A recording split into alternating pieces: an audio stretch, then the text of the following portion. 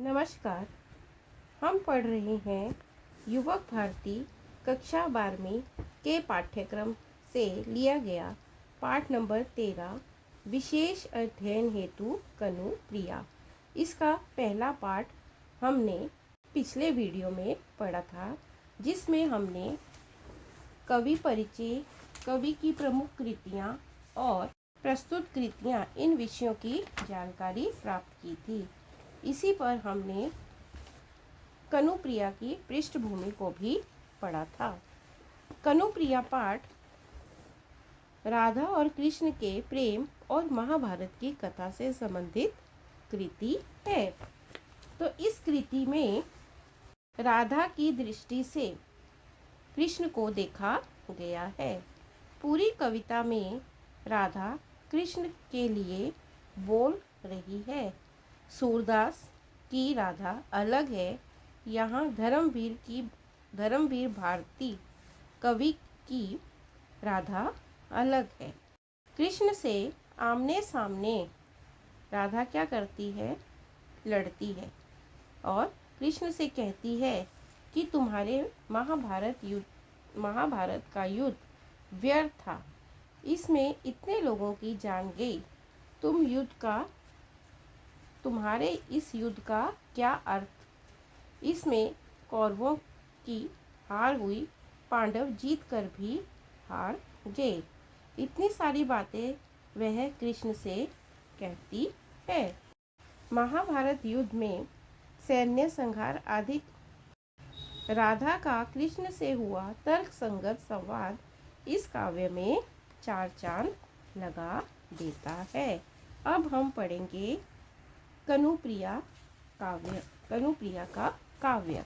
इसमें पढ़ेंगे हम अमंगल छाया। घाट से आते हुए कदम के नीचे खड़े कनु को, कदम होता है एक सुंदर पेड़, कनु कहा गया है कृष्ण को, ध्यान मग्न देवता समझ प्रणाम करने, जिस राह से तू लौटती थी बावरी, बावरी शब्द का अर्थ होता है पगली, आज उस राह से ना लौट, उजड़े हुए कुंज, रौंदी हुई लताएं, लताएं होता है टहनी, या रौंदी हुई मतलब पैरों के नीचे कुचली हुई, आकाश पर छाई हुई धूल, क्या तुझे यह नहीं बता रही कि आज इस राह से कृष्ण की 18 अश्वहोणी सेनाएं हैं, चतुरंगनी सेनाएं, कृष्ण की विशाल सेना युद्ध में भाग लेने जा रही है। तो इन पंक्तियों में अब चेतन मन में बैठी हुई राधा अपने चेतन मन वाली बात को संबोधित करते हुए कहती है कि हे राधा, यमुना के घाट से ऊपर आते समय कदम के पेड़ के नीचे खड़े कनु को, कृष्ण को देवता समझकर प्रणाम करने के लिए तुम जिस मार्ग से लौटती थी, हे बावरी, आज तुम उस मार्ग से मत लौटना। राधा जो है वो अपने अवचेतन और चेतन मन से इन सब बातों को क्या कर रही है? कह रही है। हे उजड़े हुए कुंज, रौंधी हुई लताएं, आकाश में छाई हुई धूल, क्या तुम्हें इस चीज़ का आभास नहीं दे रही हैं कि आज उस मार्ग से कृष्ण की 18 अश्वहोणी सेनाएं युद्ध में भाग लेने जा रही हैं। कौन सा युद्ध चल रहा है? महाभारत युद्ध का। महाभारत का युद्ध जो है वो चल रहा है और उसमें कृष्ण की जो विशाल सेना थी, वो सेना जो है वो युद्ध में भाग लेने के लिए जा रही है। तो ये राधा जो है वो अपने मन से ये बात क्या है? कह रही है। अगली पंक्तियां हैं, आज उस पथ से अलग हटकर खड़ी हो बावरी, लता कुंज की ओट, छिपा ले अपने आहत प्यार को, आज इस गांव से। लता कुंज होता है वृक्षों की टहनियों का एक झुंड। द्वारिका का युद्धोन्मत्त सेनाएं गुजर रही हैं। युद्धोन्मत्त होता है जिनके मन में युद्ध का नशा छाया हुआ हो। द्वारिका जो है वो एक जगह का नाम है। मान लिया कि कनु तेरा सर्वाधिक अपना है। मान लिया कि तू उसके रोम रोम से परिचित है। मान लिया कि ये अनगिनत सेनाएं एक एक उसकी हैं, पर जान रख कि ये तुझे बिल्कुल नहीं जानते।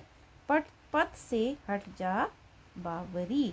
कौन कह रही है? राधा अपने मन से कह रही है। ठीक है, तो इन पंक्तियों में कहती है कि हे बावरी, आज तू इस मार्ग से दूर हटकर खड़ी हो जा, क्योंकि लता कुंज की ओट में अपने घायल प्यार को क्या कर ले, तू छिपा ले। आहत होता है घायल, क्योंकि आज इस गांव में द्वारिका की उन्मत्त सेनाएं, उन्मत्त होता है स्वतंत्र सेनाएं, क्या हो रही हैं?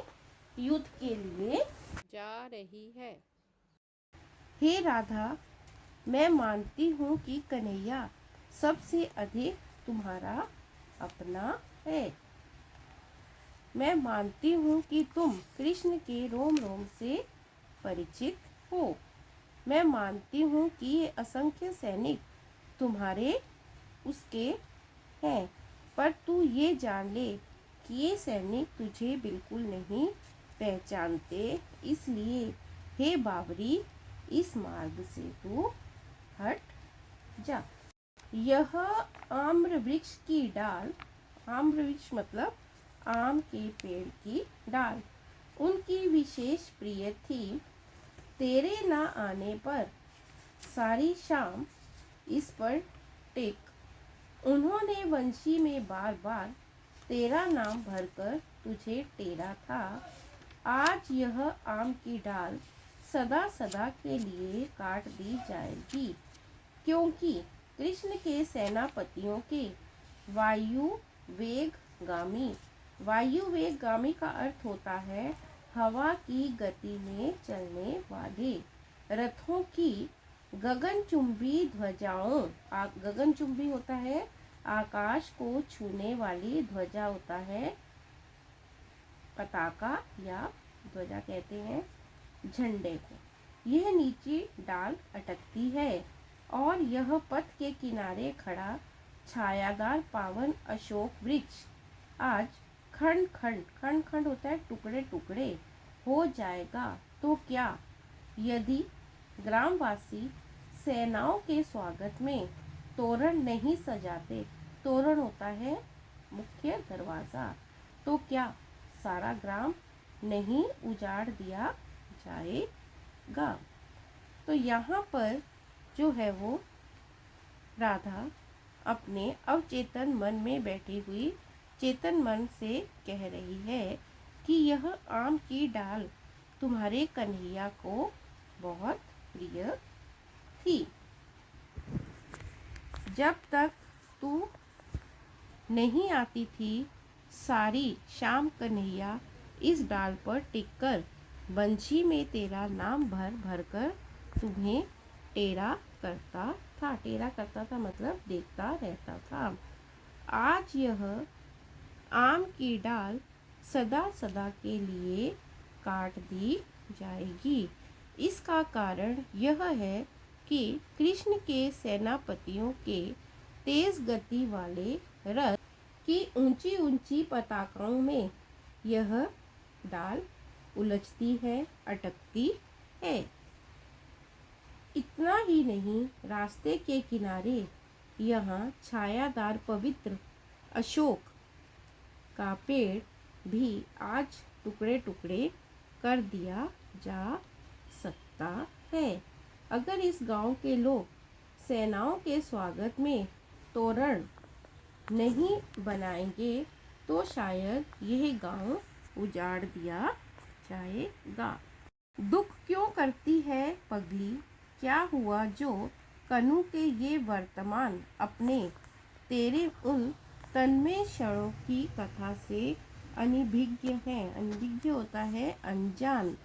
उदास क्यों होती है नासमझ कि इस भीड़ भाड़ में तू और तेरा प्यार नितांत नितांत होता है अत्यंत अपरिचित छूट गए हैं।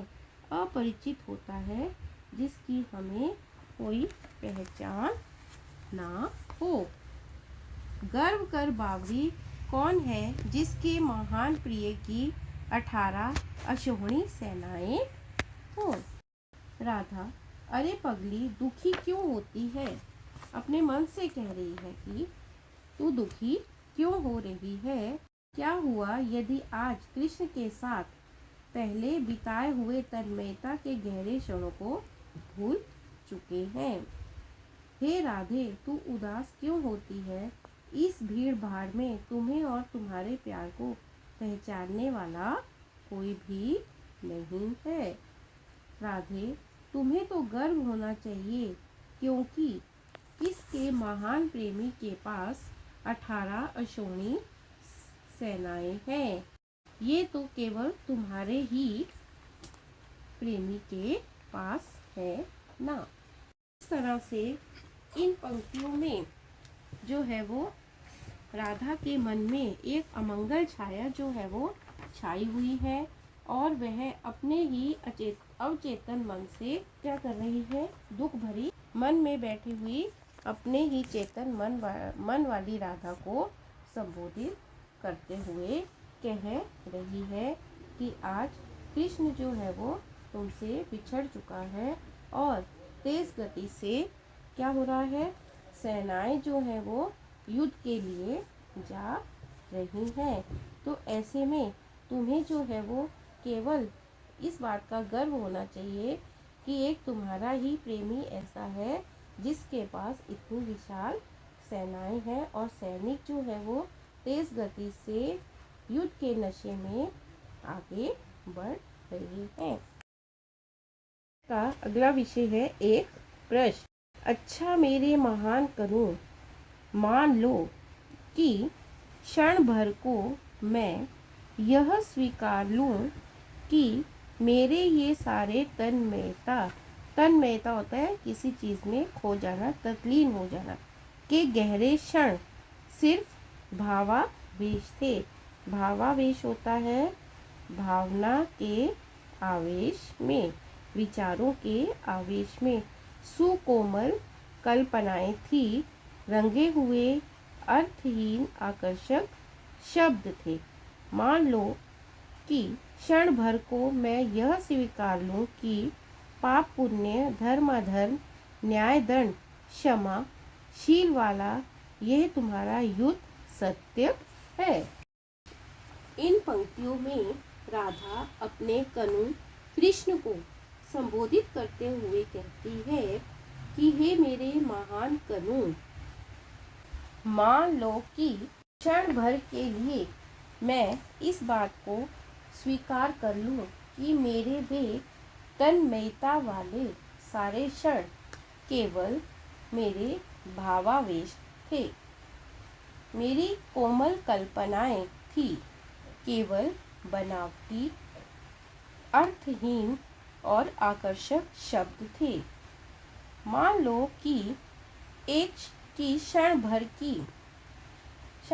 के लिए मैं यह भी स्वीकार कर लूं कि तुम्हारे महाभारत का युद्ध पाप पुण्य, धर्म अधर्म, न्याय दंड तथा क्षमाशील वाला है।